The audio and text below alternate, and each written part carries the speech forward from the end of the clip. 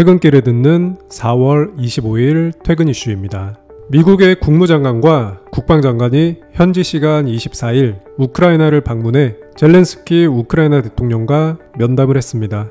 이날 회동은 미국을 비롯한 서방이 우크라이나에 대한 군사적, 인도적 지원을 늘리는 가운데 우크라이나가 추가 지원을 요구하는 상황에서 성사됐습니다. 미국의 토니 블링컨 국무장관과 로이드 오스틴 국방장관이 젤렌스키 우크라이나 대통령을 만나 추가적인 군사적 그리고 외교적 지원을 약속했다고 보도했는데, 미국 외교와 군사 사령탑이 동시에 키이우를 방문한 것은 우크라이나에 대한 미국의 지원 의지를 과시하려는 행보로 해석됩니다.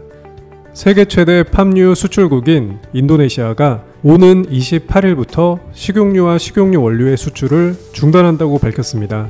자국 내 식용유 부족과 가격 급등 문제를 해결하기 위한 조치로 보이는데, 조코 위도도 인도네시아 대통령은 22일 강요 회의에서 이같이 결정했다며 식용유를 국내 저렴한 가격으로 충분하게 공급할 수 있도록 이번 정책의 면밀한 검토와 평가를 해나가겠다고 화상연설을 통해 밝혔습니다.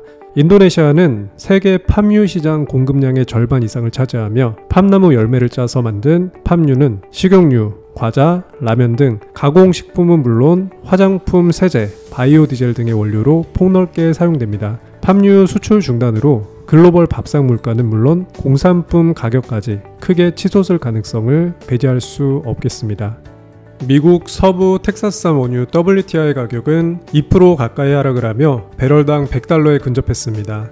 중국에서 오미크론으로 인한 사망자가 급증을 하고, 이에 따라 중국의 봉쇄 조치가 더욱더 타이트해질 것으로 보이며 중국의 원료 수요 감소가 앞으로도 지속될 것으로 예상되고 있습니다. 한편 중국 당국은 격리시설 바깥에서 코로나19 신규 감염자가 전혀 나오지 않는 상태에 도달해야만 경제 수도 상하이의 도시 봉쇄를 서서히 풀 수 있다는 방침을 공식화했습니다. 러시아가 우크라이나와 똑같은 명분을 내세워 몰도바도 침략할 수 있다는 전문가들 의견이 제기되고 있습니다. 존 피너 백악관 국가안보부 보좌관은 24일 MBC 방송과 인터뷰에서 이런 가능성을 언급했습니다. 몰도바는 우크라이나와 마찬가지로 과거 소련에 속했던 국가이면서 나토에 가입되지 않은 국가입니다.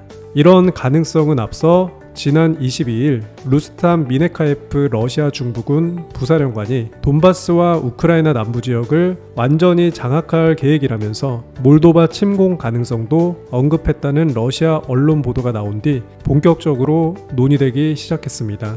러시아군 부사령관의 발언이 알려진 뒤 몰도바 정부는 즉각 러시아 대사를 소환해 항의하기도 했는데, 백악관 존 피너 부보좌관은 우크라이나 동부인 돈바스 지역에 집중해 있는 러시아군이 돈바스와 우크라이나 동남부를 장악한 뒤 몰도바까지 진출할 수도 있다는 관측에 대해 이들이 앞으로 어디로 갈지는 두고 봐야 한다며, 그러나 이들이 아직은 우크라이나 남부 흑해항구 도시인 오데사와는 거리가 멀고 몰도바와는 확실히 멀다고 언급했습니다.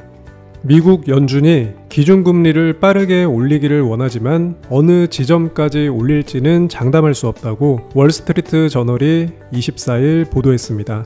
제롬 파월 미 연준 이사회 의장은 지난 21일 다음 달 0.5%포인트 기준금리 인상을 공식화했습니다.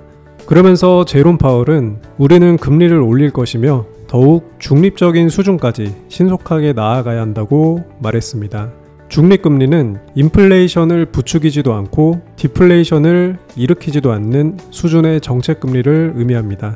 하지만 중립금리는 어느 수준인지 알 수 없으며 지금같이 물가가 급등하는 시기에는 중립금리를 더욱 가늠하기 힘들기 때문에 기준금리 인상을 어디서 멈출지 알기 어렵다고 월스트리트 저널이 전했습니다. 마크롱 프랑스 대통령이 24일 치러진 대통령 선거 결선 투표에서 극우 성향의 마린 르펜 국민연합 후보를 이겨 연임에 성공했습니다. 두 후보는 2017년 대선에서도 결선 투표에서 맞붙어 마크롱 대통령이 승리를 했었습니다. 마크롱 대통령은 이날 대선에서 승리를 하며 2017년 취임하여 5년의 임기를 보냈고, 이날 승리로 2027년까지 10년간 프랑스를 이끌게 되었습니다. 네, 이상으로 4월 25일 월요일 퇴근 이슈였습니다. 감사합니다.